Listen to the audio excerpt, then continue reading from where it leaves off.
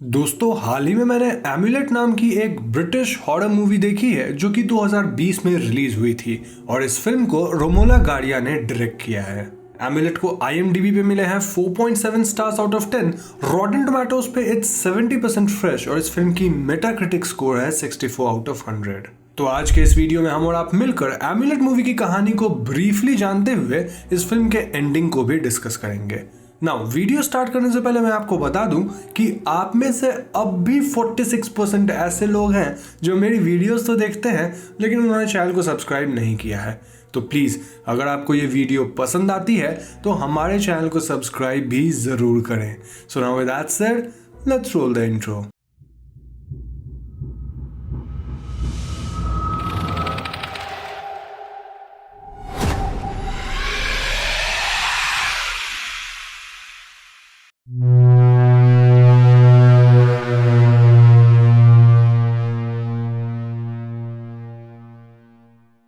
तो दोस्तों मूवी की शुरुआत तोमास से होती है जो कि एक सोल्जर था और वो वॉर के टाइम बॉर्डर पे पेट्रोलिंग कर रहा था।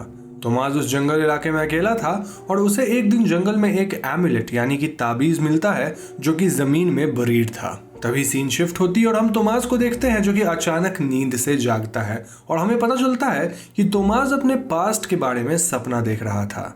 तोमास एक होमलेस इनकैंपमेंट में रहता था और वो अपने हाथों को बांध कर सोता था क्योंकि उसे अक्सर डरावने नाइटमेयर्स आते थे। तोमास अब एज ए कंस्ट्रक्शन वर्कर काम करता था और उसी से पैसे भी जोड़ता था।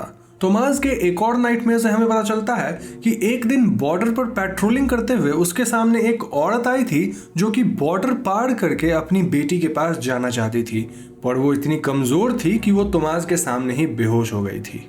तभी सीन शिफ्ट होकर प्रेजेंट डे में तोमास को सोते हुए दिखाता है जिसे उसके रूममेट जगाते हैं क्योंकि उनके इनकैंपमेंट में आग लग गई थी।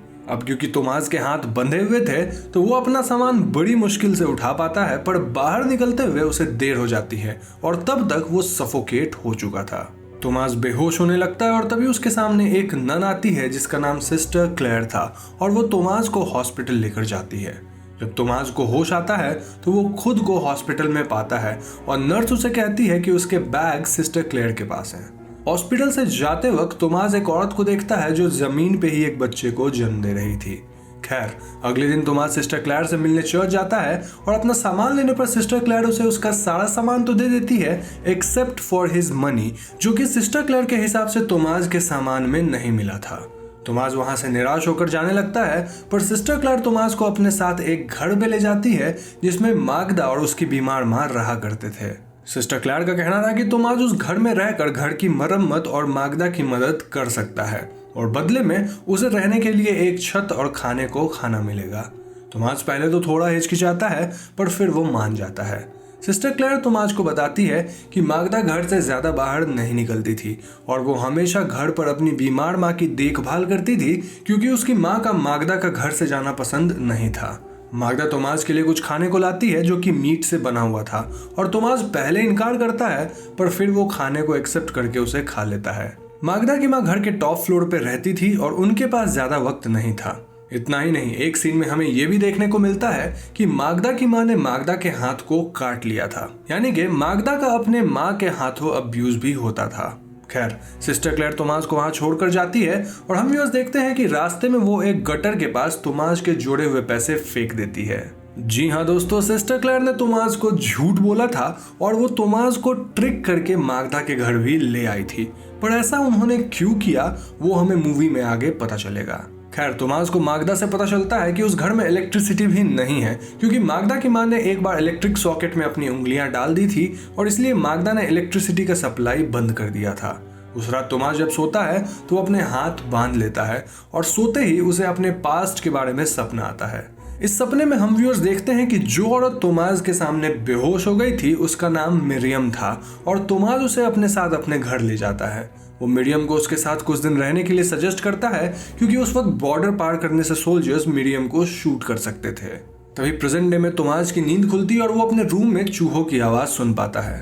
वो अपने रूम से बाहर निकल कर देखता है और बाहर झांकने से उसे पता चलता है कि मागदा इतनी रात को भी जगी हुई थी और वो अपने माँ के रूम में जा रही थी। खैर अगली सुबह तोमास एक टूल बैग उठाकर घर की मरम्मत करने लगता है और उसे फिर से चूहों की आवाज आती है। तोमास को दीवार में चूहों का माउस होल मिलता है और वो उसके अंदर हाथ डालने ही वाला होता है कि मागदा उसे रोक लेती है। तोमास मागदा के हाथ में एक बेडशीट देखता है जो कि खून से लथपथ था और ये बात तोमास को अजीब लगती है।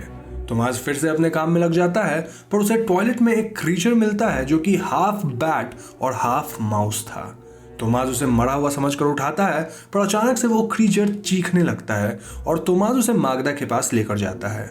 मागदा का कहना था कि उसने ऐसे क्रीचर को पहले नहीं देखा है और फिर तोमास उसे मारकर बाहर ले जाता है। रात को तोमास डिनर करता है और वो मागदा से कहता है कि ऐसा खाना वो बहुत दिनों बाद खा रहा है। यहाँ मैं एक बात आपको बता दूं कि मागदा हमेशा तोमास के लिए मीट से खाना बनाती थी पर थ्रू आउट द मूवी हम मागदा को कभी खाते नहीं देखते हैं। एनीवेज, रात को तोमास खाना खाकर सो जाता है और उसे फिर से वही नाइटमेयर्स आते हैं। अगली सुबह मागदा तोमास को अपने साथ मार्केट ले जाती है और वो वहां से सिर्फ वेजिटेबल्स खरीदती है, विच इज वियर्ड क्योंकि घर में तो वो हमेशा मीट बनाती थी, तो वो मीट आखिर लाती कहां से थी? इस सवाल का जवाब भी हमें आगे ही पता चलेगा। खैर, यहाँ मागदा से तोमास को पता चलता है कि वो उस घर में काफी टाइम से रहते आ रहे हैं। असल में वो घर किसी आदमी का था जो अचानक से गायब हो गया था और मागदा उसे जानती थी। तब से वो और उसकी माँ उसी घर में रहते आ रहे हैं। एनीवेज, घर वापस जाकर तोमास सीलिंग की मरम्मत करने लगता है और उसे सीलिंग पे एक शेल दिखाई देता है जिसे देखकर तोमास डर के नीचे गिर जाता है। मागदा तोमास के पास आती है और हम देखते हैं कि सीलिंग पर कोई शेल तो था ही नहीं। मागदा तोमास को फर्स्ट एड देती है और वो बताती है कि कभी मौका मिले तो वो क्लब में जाकर डांस करना चाहती है। मागदा अपनी विशेष तोमास को बता रही होती है कि ऊपर से मागदा के माँ के चिल्लाने की आवाज आती है। मागदा ऊपर जाती है और तोमास भी उसके पीछे जाता है जहां वो मागदा की माँ की बुरी हालत देखता है। अचानक मागदा की माँ मागदा का गला दबाने लगती है पर तोमास मागदा को बचा लेता है। इस इंसिडेंट के बाद तोमास भी शॉक में था क्योंकि उसने किसी इंसान को ऐसी हालत में पहली बार देखा था। इसके बाद तोमास और मागदा क्लोज होने लगते हैं और मागदा तोमास को एक शर्ट भी देती है। एक रात तोमास मागदा को एक क्लब में लेके जाता है जहां वो दोनों किस करते हैं, पर इससे तोमास को अपने पास्ट के बारे में याद आ जाता है और वो घबरा कर वहां से भाग जाता है। तोमास सिस्टर क्लेयर के पास जाता है और कन्फेस करता है कि उसने पास्ट में किसी इंसान की मदद करने की कोशिश की थी, लेकिन अंत में तोमास ने उस इंसान को हर्ट कर दिया था। तोमास सिस्टर क्लेयर को यह भी कहता है कि वो अच्छा इंसान है और सिस्टर क्लेयर तोमास को घर वापस जाने की सलाह देती है। तोमास घर जाकर सो जाता है और इस बार अपने हाथ नहीं बांधता और जब उसे नाइटमेयर्स आते हैं तो वो चिल्लाने लगता है और अपने मुंह को नोचता है। तोमास के चिल्लाने की आवाज़ सुनकर मागदा उसके पास आती है और वो दोनों इंटीमेट होने लगते हैं। लेकिन दोस्तों, तभी मागदा देखती है कि सीलिंग के होल में से मागदा की माँ उन्हें देख रही है और मागदा तुरंत अपनी माँ के पास जाती है। मागदा डोर के होल के थ्रू अपनी माँ से माफ़ी मांगती है पर उसकी माँ एक नुकीले सामान से मागदा को स्टैब करने की कोशिश करती है जिससे मागदा के चीक पर एक स्क्रैच आ जाता है। तोमास उसी वक्त वहां आता है और वो पुलिस को बुलाने का सोचता है पर मागदा इसे अपना फैमिली मैटर बताकर तोमास को रोक लेती है। तोमास जब मागदा की माँ को देखता है जो कि उसी क्रीचर को बर्थ देती है जिसे तोमास ने पहले टॉयलेट में देखा था, मागदा इस क्रीचर को कुचलकर मार देती है और हमें पता चलता है कि उसने तोमास को झूठ बोला था। तोमास बहुत ही कंफ्यूज था और वो अपने सारे क्वेश्चंस लेकर सिस्टर क्लेयर के पास जाता है। सिस्टर तोमास को बताती है कि वो मागदा की माँ नहीं बल्कि एक डीमन है और डीमन का नेचर है ईविल को जन्म देना और वो डीमन भी वही कर रहा है। जी हाँ दोस्तों, सिस्टर कहती है कि उनकी ड्यूटी है ईविल को कंटेन करके रखना और इसीलिए वो डीमन उस घर के रूम में बंद है। इतना ही नहीं, मागदा अपेरेंटली उस डीमन की स्लेव है क्योंकि डीमंस कई सालों तक जीते हैं और उन्हें एक कंपेनियन की जरूरत होती है। सिस्टर ये भी बताती है कि अब उस डीमन के मरने का टाइम आ गया है और इस बात पे तोमास उनसे पूछता है कि क्या इसके बाद मागदा फ्री हो जाएगी। इस पे सिस्टर कहती है कि कोई भी मास्टर अपने स्लेव को खुद से ज्यादा जीने नहीं देता है। तोमास पूछता है कि वो उस घर में क्यों है, जिसके जवाब में सिस्टर उसे बताती है कि ये उसकी डेस्टिनी है। अब तोमास को लगता है कि मागदा को फ्री करना उसकी डेस्टिनी है और इसीलिए वो घर जाकर उस डीमन को मारने की सोचता है। तोमास उस डीमन के रूम में जाता है और उस डीमन को मारने की कोशिश करता है पर वो डीमन तोमास को काट लेता है। तोमास एक नाइफ लेकर उस डीमन के थ्रोट में घुसा देता है पर वो डीमन बड़े ही आसानी से उस नाइफ को बाहर निकाल देता है और वो तोमास को मारने के लिए आगे बढ़ता है। पर तभी वहां मागदा आ जाती है और वो डीमन को रोक लेती है। यहाँ हमें फिर से तोमास का पास दिखाया जाता है जहां हम देखते हैं कि मिरियम कुछ दिन तोमास के साथ रहने के बाद अपनी बेटी के पास जाना चाहती थी पर तोमास अब मिरियम को जाने नहीं देना चाहता था क्योंकि वो काफी टाइम से जंगल में अकेला था और अब जाके उसे एक कॉम्पेनियन मिला था।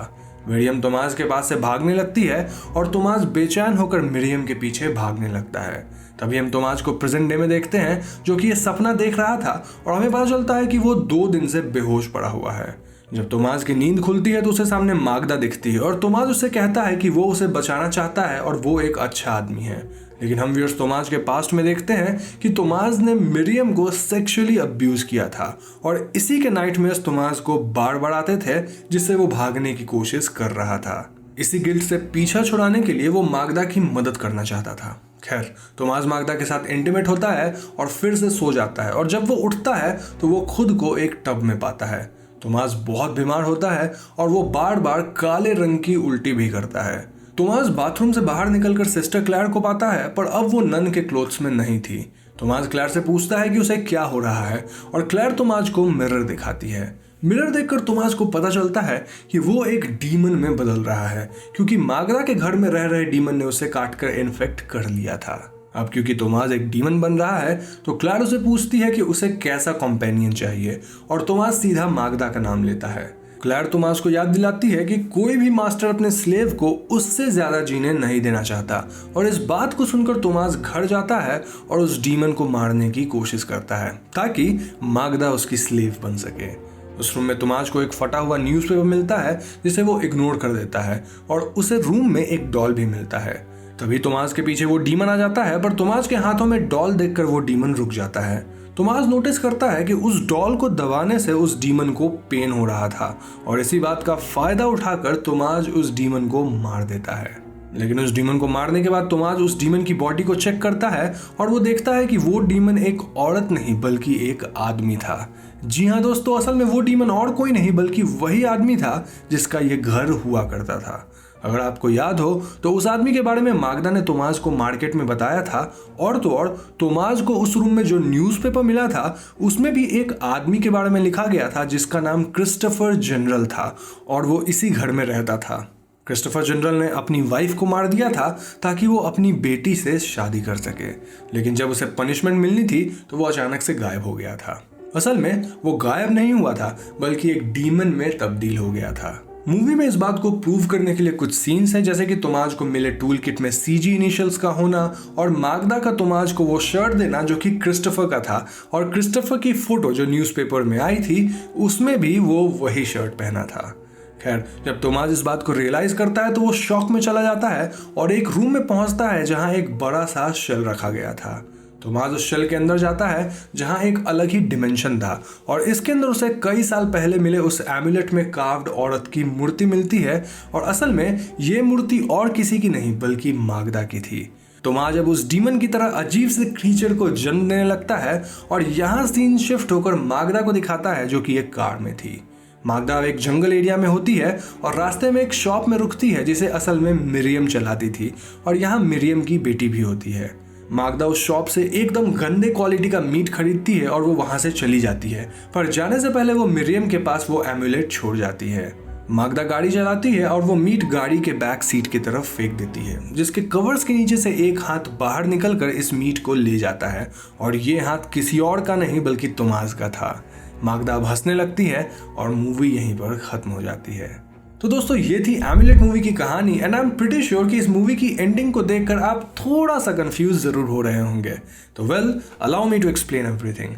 तो एक्सप्लेनेशन की शुरुआत हम मूवी के बिगनिंग से ही करते हैं। असल में वो एमुलेट जो तोमास को वुड्स में मिला था वो किसी ईविल से अटैच था और एमुलेट को तोमास ने नहीं बल्कि एमुलेट ने तोमास को ढूंढा था और उसी ने तोमास को अपनी तरफ आकर्षित किया था, क्योंकि वो एमुलेट सेंस कर चुका था कि तोमास के नेचर में ईविल था। जब तोमास मिरियम को एक्सप्लॉइट करता है तो वो सालों तक उस क्राइम को रिपेंट करने की कोशिश करता है, पर जब उसे सिस्टर क्लेयर और मागदा मिलते हैं तो तोमास अपने रिपेंटेंस को भूल जाता है। तोमास ने मीट खाना छोड़ दिया था, पर मागदा के घर वो मीट खाने लगता है और वो धीरे धीरे मागदा से सेक्सुअली इंटीमेट भी होने लगता है, जो कि इस बात को सिंबलाइज करती है कि तोमास ने खुद को अपने क्राइम के लिए माफ कर दिया था। वो बार बार कहता है कि he is a good man, और सिस्टर क्लेयर और मागदा उसे जिस भी तरीके से टेस्ट करते हैं तो तोमाज का इनहेरेंट इविल नेचर बाहर आ जाता है। जैसे तोमाज का सिस्टर क्लेयर को पूरा कन्फेशन ना देना, उसका अपने क्राइम को भूलकर मागदा से क्लोज आना, अपने रिपेंटेंस को छोड़कर मीट खाना इत्यादि। अब क्योंकि तोमाज इनहेरेंटली इविल था तो उसके साथ भी वही होता है जो कि क्रिस्टोफर जनरल के साथ हुआ था, जिसने अपनी वाइफ को मार दिया था। तोमाज एक डीमनिक कर्स से इन्फेक्ट हो जाता है और अपनी क्राइम्स के पनिशमेंट के तौर पर उस इविल क्रीचर को बार बार जन्म देता है जो कि उसे मिरियम के सफरिंग की याद दिलाएगा। औरतों के पेन का जो थीम है वो मूवी के बिगनिंग में हम हॉस्पिटल में देख लेते हैं, जहां एक औरत जमीन पर एक बच्चे को जन्म दे रही थी। अब सवाल आता है कि आखिर मागदा कौन थी? तो असल में मागदा कोई डीमन की स्लेव नहीं थी, बल्कि वो खुद एक डीमन थी जो कि इविल मेन को हंट करती थी और उन्हें अपना स्लेव या कॉम्पेनियन बनाती थी। उसने पहले ऐसा क्रिस्टोफर के साथ किया और उसके घर पर रहने लगी थी, और मूवी के एंड में वो उस जगह जा पहुंचती है जहां तोमाज ने मिरियम को अब्यूज किया था। असल में मागदा को एक होस्ट चाहिए था जिसके पेन और सफरिंग पे वो फीड करती थी, इसलिए मूवी में हमने कभी मागदा को खाते नहीं देखा था, but Thomas always had his share. अब मैंने कहा था कि तोमाज को मागदा हमेशा मीट ही देती थी, पर वो मीट खरीदती तो नहीं थी। देन मीट आता कहाँ से था? तो मेरा मानना है कि वो मीट उन क्रीचर्स का था जिसे क्रिस्टोफर जन्म देता था। अगर आपने ध्यान से देखा होगा तो आपको पता चलेगा कि एक सीन में क्लेयर तोमाज से कहती है कि उसने बहुत खा लिया है और अब उसकी भरपाई की बारी है, जिसके बाद तोमाज उस क्रीचर को जन्म देने लगता है। अब आखिरी सवाल यह है कि आखिर क्लेयर कौन थी? तो आई थिंक क्लेयर एक नॉर्मल ह्यूमन थी जो मागदा के पास उसके प्रे को यानी उसके शिकार को लाकर देती है। जब मूवी में मागदा तोमाज को धीरे धीरे अपने जाल में ट्रैप करती है तो वो उसके लिए खाना बनाती है, पर मूवी के एंड में जब वो मिरियम के शॉप में होती है तो वो एकदम गंदे क्वालिटी का मीट लेती है और कहती है कि शी हेट्स कुकिंग, और इस कच्चे मीट को तोमाज खा लेता है। इस मूवी में एक फेमिनिस्ट रिविजनिस्ट स्टोरी दिखाई गई है जहां मागदा रूपी डीमन उन इविल मेन को पनिश करती है जो औरतों के ऊपर क्राइम करते हैं। मूवी के एंड में जब मिरियम अपने पास्ट को सोचते हुए भूल जाने और मूव ऑन करने के बारे में बोलती है तो मागदा कहती है कि उसे हर बात भूलना नहीं चाहिए, और ये बात मागदा का मिरियम के लिए रिवेंज लेने की बात को दर्शाता है। एक और सवाल ये है कि उस घर में इलेक्ट्रिसिटी क्यों नहीं था? तो इसका आंसर सिंपल है, एंड दैट इज कि क्रिस्टोफर अपने सफरिंग को एंड करने के लिए खुद को मारने की कोशिश करता रहता था और इसीलिए उसने खुद को इलेक्ट्रोक्यूट करना चाहा था। तो मे भी इसीलिए शायद मागदा ने इलेक्ट्रिसिटी बंद करवा दिया था, क्योंकि वो क्रिस्टोफर को मारना नहीं चाहती थी बल्कि उसके क्राइम के लिए सफर करवाना चाहती थी।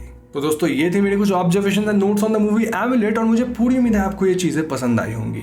अगर वीडियो पसंद आई तो इसे लाइक और शेयर जरूर करें, और अगर आप ऐसे ही वीडियोस देखना चाहते हैं तो हमारे चैनल हॉन्टिंग ट्यूब को सब्सक्राइब करके बेल आइकॉन को जरूर दबा दीजिएगा, क्योंकि हम अपने चैनल पे ऐसी वीडियोस लाते रहते हैं।